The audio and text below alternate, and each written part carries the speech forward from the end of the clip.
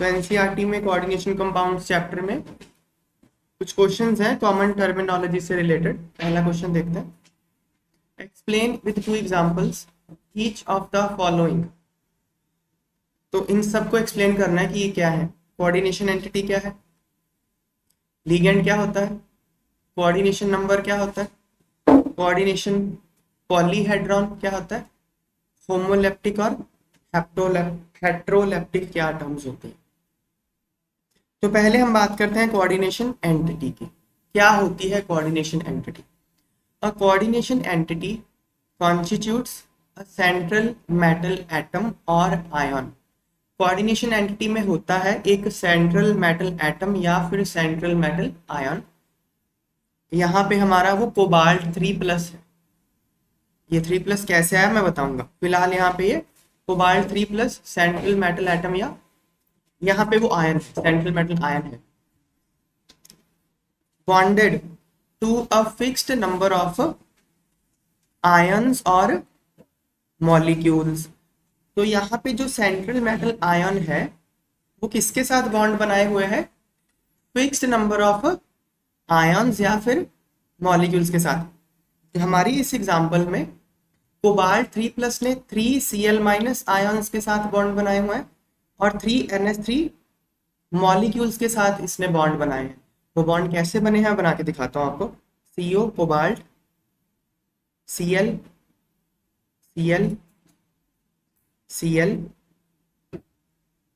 फिर 3 हो गए क्लोराइड, 3 अमोनिया। क्लोरीन के पास, क्लोराइड के पास तो 4 लोन पेयर है ना, 8 इलेक्ट्रॉन्स 4 लोन पेयर।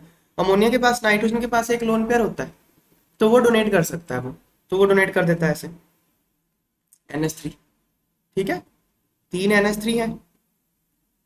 इस तरह से जो डोनेशन से बॉन्ड बनता है उसको क्या बोलते हैं? Coordinate bond. कोऑर्डिनेट बॉन्ड है ना, या फिर डेटिव बॉन्ड। Dative bond. तो अमोनिया ये जो अपना लोन पेयर है ये कोबाल्ट को डोनेट कर देता है। एरो का मतलब ये होता है कि इसने डोनेट किया। ठीक है, हो गया ये। तो इस तरह से इस पूरी स्पीशी को हम क्या बोलेंगे? ये जो पूरा स्पीशी तैयार हो गया आपके पास, इसको हम क्या बोलेंगे? Coordination entity. तो कोऑर्डिनेशन एंटिटी में क्या होता है? एक सेंट्रल मेटल एटम या फिर आयन। हमारे प्रेजेंट एग्जांपल में वो सेंट्रल मेटल आयन था। Bonded to a fixed number of ions और मॉलिक्यूल्स। जो सेंट्रल मेटल एटम या आयन है वो फिक्स्ड नंबर ऑफ आयन्स या मॉलिक्यूल के साथ बॉन्ड बनाए होता है। फॉर एग्जांपल ये है COCl3NH3 whole thrice is a coordination entity. ये एक कोऑर्डिनेशन एंटिटी है। कोऑर्डिनेशन एंटिटी को रिप्रेजेंट किया जाता है स्क्वायर ब्रैकेट यूज करके। शुरू भी स्क्वायर ब्रैकेट से, खत्म भी स्क्वायर ब्रैकेट से होता है। ठीक है, इस cobalt ion is surrounded by 3 ammonia molecules. 3 ammonia molecules से घिरा हुआ है कोबाल्ट 3+ एंड 3 क्लोराइड आयन, और 3 क्लोराइड आयन से घिरा हुआ है। अदर एग्जांपल्स आर, जो और एग्जांपल है ये है टेट्रा कार्बोनिल निकल।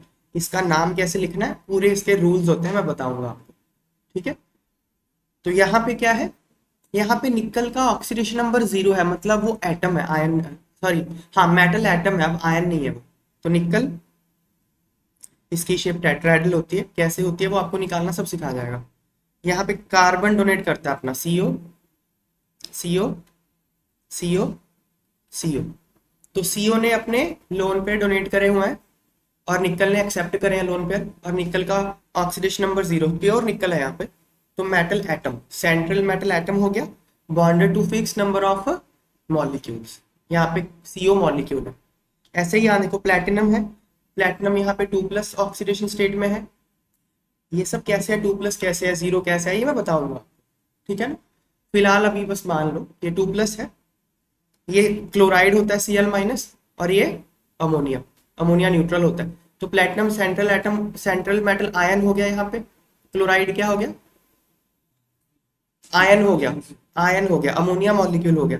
ऐसे यहाँ पे आयरन 2+ में है, तो iron 2+ central metal atom, sorry central metal ion हो गया।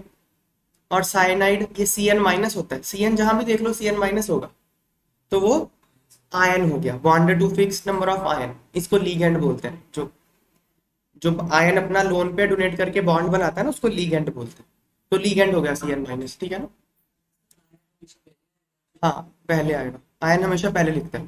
फिर आ गया कोबाल्ट, कोबाल्ट यहाँ 3+ में है और ये बॉन्डेड किससे है, मॉलिक्यूल से। कोऑर्डिनेशन एंटिटी समझ में आ गया। नेक्स्ट लीगेंड, द आयन्स और molecules bound to central atom और ion in a coordination entity are called ligand. तो आयन या मॉलिक्यूल जो सेंट्रल मेटल एटम के साथ बॉन्ड बनाए होते हैं एक कोऑर्डिनेशन एंटिटी में, उसको लीगेंड बोलते हैं।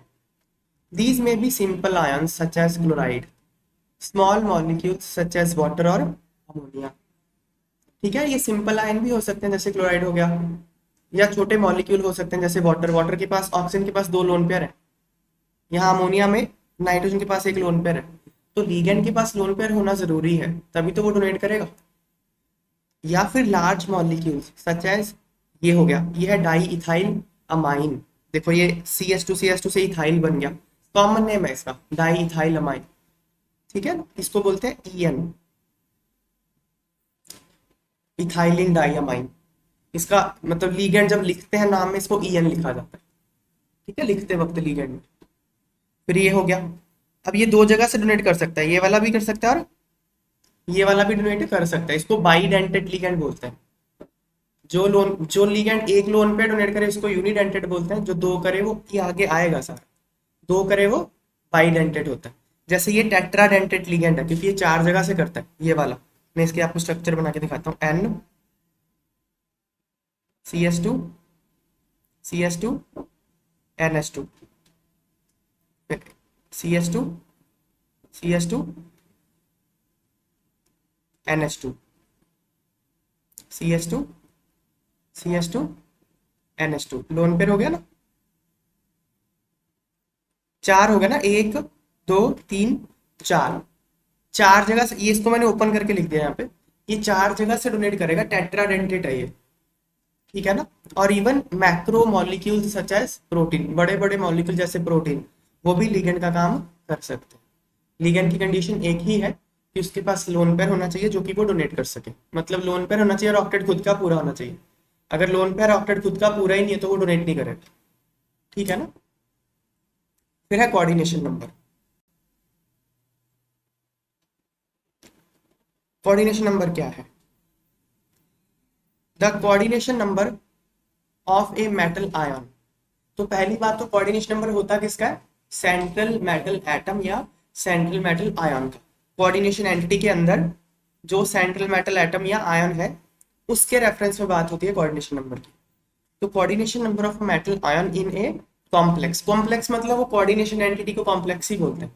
In a complex can be defined as number of ligand donor atoms to which metal is directly bonded. कितने लोन पेयर उसने डोनेट करे हुए हैं, उसको कितने लोन पेयर मिले हुए हैं। ओके, कितने लीगेंड एटम्स के साथ वो बॉन्ड बनाए हुए हैं, मतलब कितने कोऑर्डिनेट बॉन्ड सेंट्रल एटम के साथ बने हुए हैं, वो उसका कोऑर्डिनेशन नंबर होता है। For example in the complex PtCl6, यहाँ पे 6 क्लोराइड आयन ने प्लेटिनम आयन के साथ बॉन्ड बनाया हुआ है, तो प्लेटिनम का कोऑर्डिनेशन नंबर यहाँ 6 हो गया। यहाँ पे 4 अमोनिया ने निकल के साथ बॉन्ड बनाया हुआ है, तो निकल का कोऑर्डिनेशन नंबर यहाँ पे 4 हो गया। प्लेटिनम और निकल का 6 और 4 है रिस्पेक्टिवली। समझ में आई? कितने बॉन्ड बनाए हैं सेंट्रल मेटल एटम, या कह लो कि उसको कितने लोन पेयर मिले हैं, या कह लो कि वो कितने लीगेंड डोनर एटम के साथ बॉन्डेड है, कुछ कह लो। ठीक है ना। अब इसमें क्या होता है ना, कभी कभी बाइडेंटेड लिगेंड आ जाते हैं, जैसे मैंने ऊपर आपको बताया NH2 CH2 CH2 NH2, ये एक बाइडेंटेड लिगेंड है ना। तो अब ये अगर ये डोनेट करेगा ना तो ये फिर 2 काउंट होगा कोऑर्डिनेशन नंबर एक एक का। जैसे मान लो आप लेते हो ये, कोई ले लो, निकल के साथ ले लो इसका कॉम्प्लेक्स NiEN3 2+, सपोज ये एक कॉम्प्लेक्स है। ठीक है ना। अब EN का मतलब क्या? EN का मतलब ये होता है। ठीक है ना। EN का मतलब ये होता है। अब कितने EN लगे हैं? 3 लगे हैं, लेकिन एक EN कितने लोन पे डोनेट करता है? 2 करता है। तो कोऑर्डिनेशन नंबर 6 हो जाएगा। ये बात समझ में आई? एक ईएन दो लोन पे डोनेट करेगा, तो जो सेंट्रल मेटल आयन है वो दो एटम के साथ बॉन्डेड हो गया ना, एक एटम ये एक एटम ये, एक ही लिगेंड में सेंट्रल मेटल एटम दो एटम से लिंक कर गया, एक इस नाइट्रोजन से एक इस नाइट्रोजन से, इसको बोलते हैं बाइडेंटेट। तो 3 है तो 3 इंटू 2 6, तो 6 बॉन्ड बनाएगा निकल, तो कोऑर्डिनेशन नंबर 6। तो आप सिर्फ नंबर ऑफ लिगेंड देख के नहीं बता सकते कोऑर्डिनेशन नंबर, आपको ये भी पता होना पड़ेगा कि कौन सा लिगेंड कितने बॉन्ड बनाता है। ये बात समझ में आई? तो ये हम लिस्ट करेंगे कि भाई कौन सा लिगेंड कितने बॉन्ड बनाता है, थोड़े से लिगेंड है बस वो देखना है। क्लियर हो गया कोऑर्डिनेशन नंबर? नेक्स्ट देखो कोऑर्डिनेशन पॉलीहेड्रा। देखो कोऑर्डिनेशन पॉलीहेड्रा क्या है, जो कोऑर्डिनेशन एंटिटी है स्क्वायर ब्रैकेट के अंदर कोऑर्डिनेशन एंटिटी होती है, उस कोऑर्डिनेशन एंटिटी की शेप क्या है उसको कोऑर्डिनेशन पॉलीहेड्रा बोलते हैं। समझ में आई बात? देखो the special arrangement of ligand atoms which are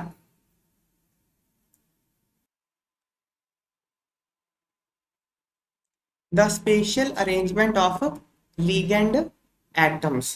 ligand मतलब जो लोन पे डोनेट कर रहे हैं सेंट्रल मेटल आयन या एटम को, उनका स्पेशल अरेंजमेंट, स्पेस में उनका अरेंजमेंट कैसा है, ठीक है ना। The special arrangement of ligand atoms which are directly bonded to central atom or ion defines a coordination polyhedron about the central atom।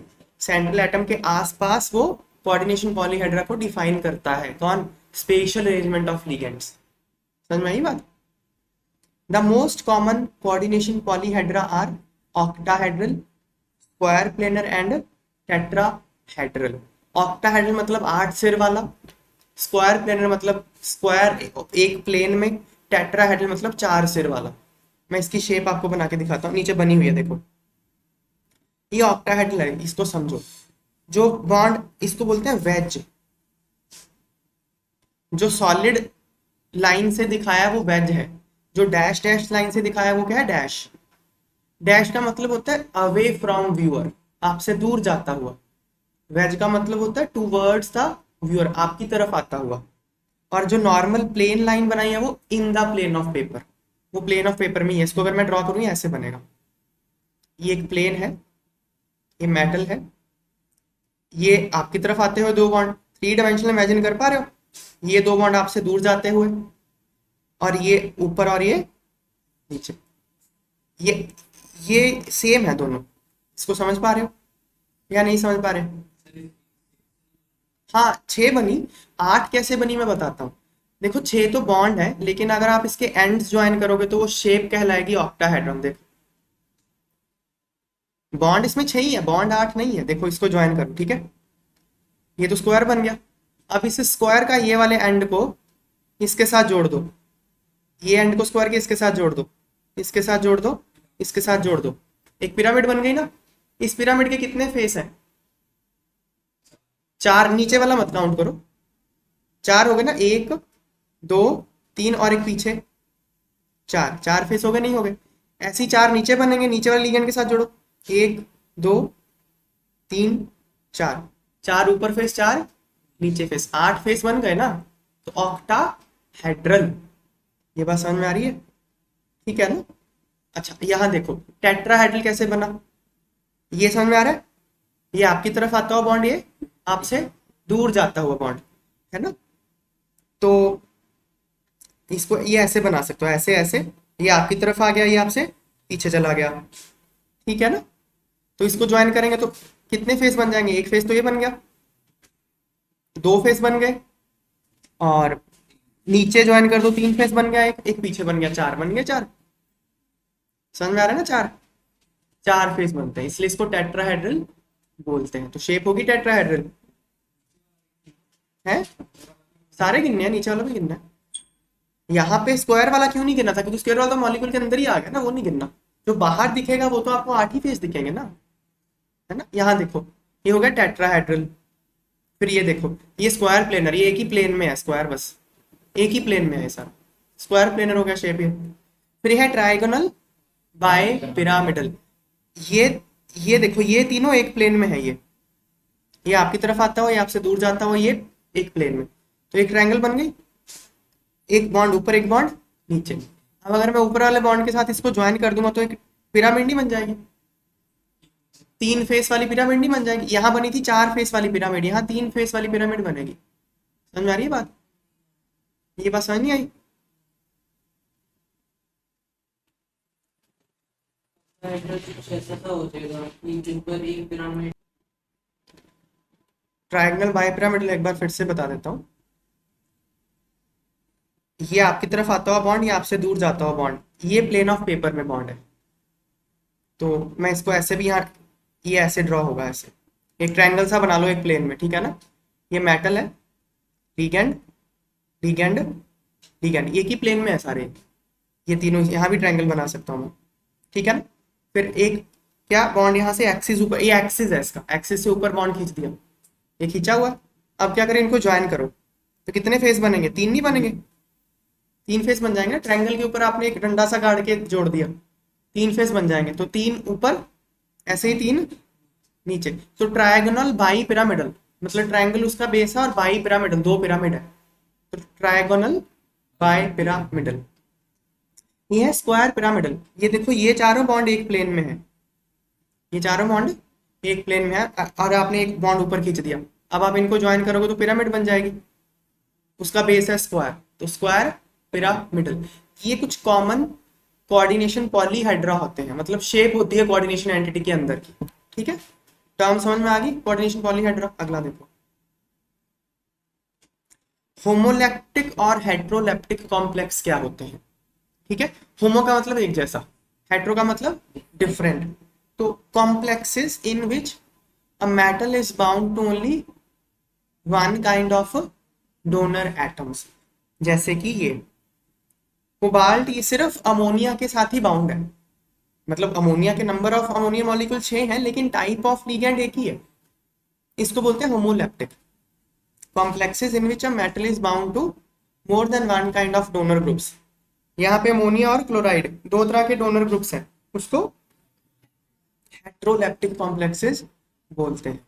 Simple. Next देखो, what is meant by unidentate, डाइडेंटेड and एम्बीडेंटेड ligands. Give to examples for each. Denticity के बारे में पूछ रहा है। देखो, denticity का पता क्या मतलब होता है? दांत से पकड़ना, ठीक है ना। अगर लिगेंड ने सेंट्रल मेटल एटम या आयन को एक ही लोन पे डोनेट किया तो हम बोलेंगे उसने एक ही दांत मार के पकड़ा हुआ उसको, तो यूनिडेंटेड हो गया।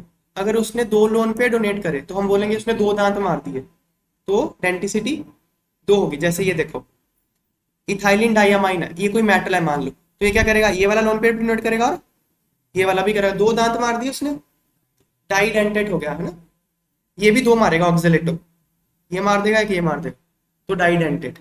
तो जितने लोन पे डोनेट करेगा बेसिकली उतनी उसकी डेंटिसिटी होती है। देखो, when a ligand is bound to a metal ion through a single donor atom, अगर एक ही डोनर एटम के साथ बाउंड होता है लिगेंड और मेटल आयन, तो उसको क्या बोलते हैं? यूनिडेंटेड। एग्जाम्पल क्या है? क्लोराइड, वाटर या फिर अमोनिया। फिर when a ligand can bind through two donor atoms, जब वो दो डोनर एटम के साथ बाइंड करता है, जैसे ये हो गया, है ना, इथेन 1,2 डाइयामाइन, इसको इथाइलिन डाइयामाइन भी बोल देते हैं। ये ऑक्सलेट, ये ऑक्सलेट की शेप है। ये लिगेंड क्या है? डाइडेंटेड। समझ में आ गया बात? ऑक्सलेटो। फिर एम्बीडेंटेड क्या होता है? ऑक्सलेटो ना, जब ये लिगेंड की तरह काम करते हैं इसको ऑक्सलेटो बोलते हैं। ऐसे आयन का नाम ऑक्सलेट है, लेकिन जब ये लिगेंड की तरह काम करते हैं इसको ऑक्सलेटो बोला जाता है। नॉमेनक्लेचर के रूल है, ठीक है ना। सिंपल पढ़ा होगा तो बोलेंगे ऑक्सलेट आयन, लिगेंड में आ गया तो ऑक्सलेटो हो जाता है, इसलिए यहाँ नीचे ऑक्सलेटो लिखा होगा, ठीक है। फिर देखो, ligand which can bond to central atom through two different atoms but uses only one of them for bonding. ये समझो, लिगेंड के पास बॉन्ड बनाने के लिए अलग अलग ऑप्शन है, बहुत सारे ऑप्शन है, मतलब एक से ज्यादा ऑप्शन उसके पास अवेलेबल है लिगेंड के पास, कि मैं इस एटम से लोन पे डोनेट करूं या उस एटम से लोन पेयर डोनेट करूं, लेकिन वो सारे यूज नहीं करता। कभी किसी कॉम्प्लेक्स में कोई एटम यूज कर लिया डोनेट करने के लिए, किसी और में दूसरा एटम डोनेट कर, रंग बदल रहा है मतलब अपने वो, उसको बोलते हैं एम्बीडेंटेट। समझ में आई बात? देखते हैं इसका। Ligand which can bond to central atom through two different atom, दो डिफरेंट एटम्स में बॉन्ड बना सकता है, पर यूज सिर्फ उनमें से कोई एक ही करता है बॉन्डिंग के लिए।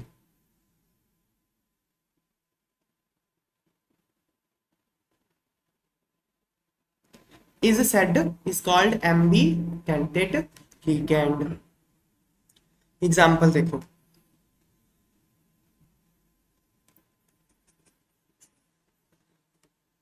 हाँ ये ना, ये आपको 2 ये नीचे कर लो, NO2 माइनस है ये, 2 नीचे आएगा। नाइट्राइट आयन है ये, नाइट्राइटो लिगेंड है ये, ठीक है ना। ये है थायोसायनेट आयन, थायोसायनेट आयन, ठीक है ना। तो नाइट्राइट आयन और थायोसायनेट आयन, तो ये जो दो लिगेंड है ये क्या कर सकते हैं, देखो नाइट्राइटो का ये स्ट्रक्चर होता है N डबल बॉन्ड O, ये O 1 2 3 4 5 6, 1 2 3 4, और इसके पास लोन पेयर होता है। तो क्या है कि अब ये भी लोन पेयर डोनेट कर सकता है नाइट्रोजन, और ये ऑक्सीजन भी लोन पेयर डोनेट कर सकता है, दोनों कर सकते हैं। यहाँ पे क्या किसने डोनेट किया हुआ है, एन ने किया, मेटल को एन ने डोनेट कर दिया। यहाँ पे किसने डोनेट किया, ऑक्सीजन ने कर दिया। तो या तो एन करेगा या ओ करेगा, दोनों नहीं करते। समझ में आई बात? तो ये एम्बीडेंटेट हो गया। ऐसे ही थायोसाइनेटो में देखो, या तो नाइट्रोजन कर सकता है, यहाँ पे नाइट्रोजन ने डोनेट किया, या फिर सल्फर कर सकता है, दोनों नहीं करेंगे, कोई एक करेगा, सल्फर की तरफ से होगा या फिर नाइट्रोजन की तरफ से होगा, ठीक है। इस तरह के लिगेंड को क्या बोलते हैं, एम्बीडेंटेट लिगेंड। क्लियर बात है?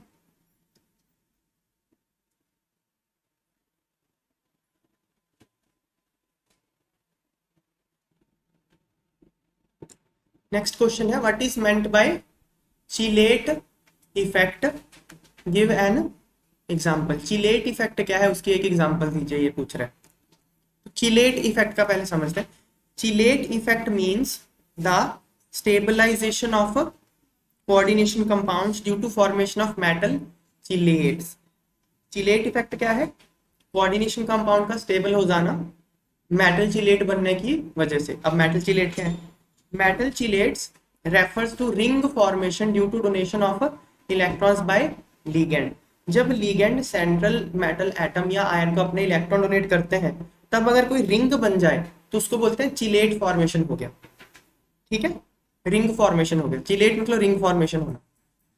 तो चिलेट कौन बनाएगा, complexes containing chelating ligands are more stable than complexes containing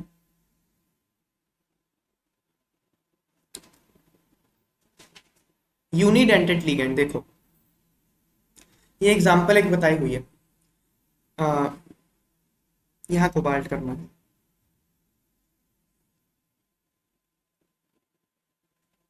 देखो ये ना कोबाल्ट जो है ये अमोनिया के साथ यहाँ पे कॉम्प्लेक्स बना रहा है, यहाँ इथाइलिन डाइअमाइन के साथ कॉम्प्लेक्स बना रहा है। देखो इथाइलिन डाइअमाइन में क्या होता है, ये होता है NH2 CH2 CH2 NH2।